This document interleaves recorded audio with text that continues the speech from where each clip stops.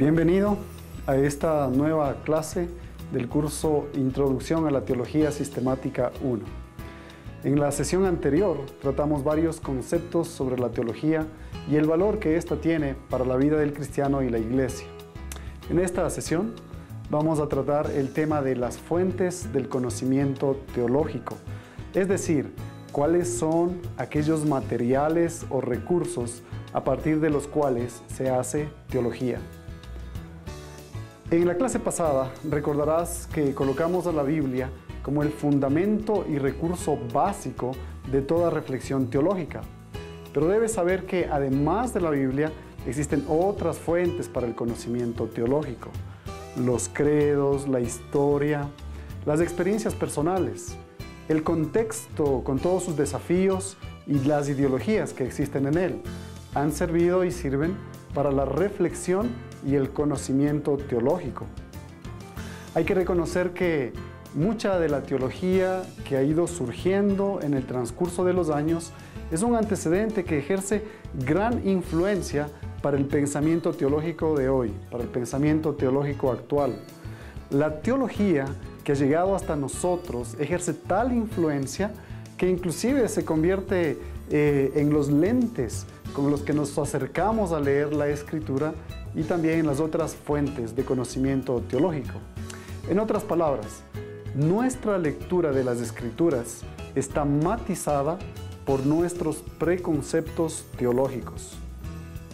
Para poner un ejemplo de la época de la Reforma, sabemos que Martín Lutero menospreció la epístola de Santiago y la calificó como una epístola falsa, espuria, o como la epístola de paja, como bien se conoce, porque aparentemente esa epístola nos habla de las obras como un aspecto indispensable de nuestra vida cristiana y no solamente la fe. El concepto de la salvación por la fe impedía a Lutero valorar a esta porción de la Escritura tan importante. En nuestros días, por ejemplo, si alguien considera que Dios es amor, solamente usará estos lentes para leer toda la Escritura, para seleccionar sus pasajes favoritos, para acomodar su entendimiento de otras doctrinas, para memorizar los textos que más le gustan. Y hasta se podría llegar a la conclusión de que todos vamos a ser salvos, porque Dios, siendo un Dios de amor, no puede condenar a alguien eternamente. Aunque ninguna persona puede dejar de lado sus ideas teológicas preconcebidas, sí es posible al menos estar conscientes de ellas y en una actitud honesta y con una actitud abierta estar dispuestos a cuestionar aún nuestros preconceptos teológicos preconcebidos a la luz de la Escritura y de los nuevos descubrimientos y desafíos contemporáneos. Bueno, hecha esta aclaración, me gustaría volver a la Biblia, a la que consideramos la palabra de Dios. Al aceptar la Biblia como la palabra de Dios, estamos aceptando y creyendo en 4 procesos que cobran valor uno después del otro. En síntesis, al aceptar la Biblia como palabra de Dios, primero, creemos que Dios se ha revelado. Tal como dice en Hebreos 1:1, Dios se reveló de muchas formas y de muchas maneras, y en el cumplimiento de los tiempos, dice el autor, se ha revelado a través de su Hijo Jesucristo.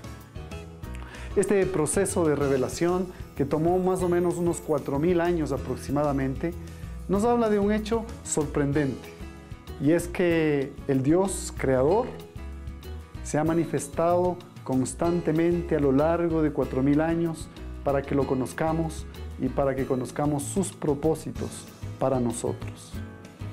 El envío de su Hijo como uno de nosotros es el acontecimiento revelador más sorprendente en el que podamos pensar. Cabe hacer la reflexión en este punto sobre la forma en que nosotros debemos reaccionar ante este proceso de revelación. ¿Qué pensarías tú? Yo al menos pienso que lo que corresponde ante este acto, este proceso de revelación de Dios, es que por lo menos nosotros lo busquemos con reverencia, con asombro y con toda nuestra capacidad y nuestro ser. En segundo lugar, creemos que Dios inspiró a hombres para que escribieran esa revelación. Segunda de Pedro 1:21 dice que los hombres santos fueron inspirados por el Espíritu Santo. Y Pablo va a decirnos que toda escritura es inspirada por Dios. En segunda de Timoteo 3:16, como seguramente tú lo recuerdas. Hay varias teorías sobre el contenido, la forma y el alcance de este proceso de inspiración que se efectúa en un periodo de 3000 años y que seguramente tú vas a leer sobre eso.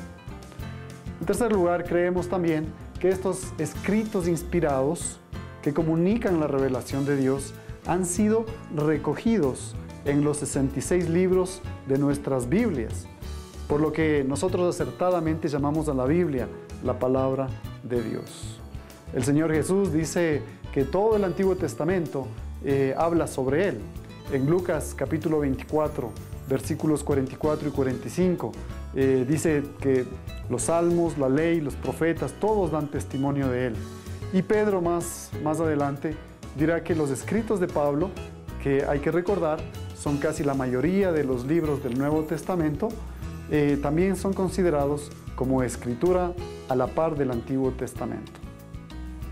Este proceso de recoger estos libros fue un proceso de reconocimiento de los libros inspirados, que se conoce como el canon bíblico. En el caso del canon del Nuevo Testamento, por ejemplo, fue un proceso que tomó 393 años, que fue la fecha cuando este canon se oficializó en el Sínodo de Hipona.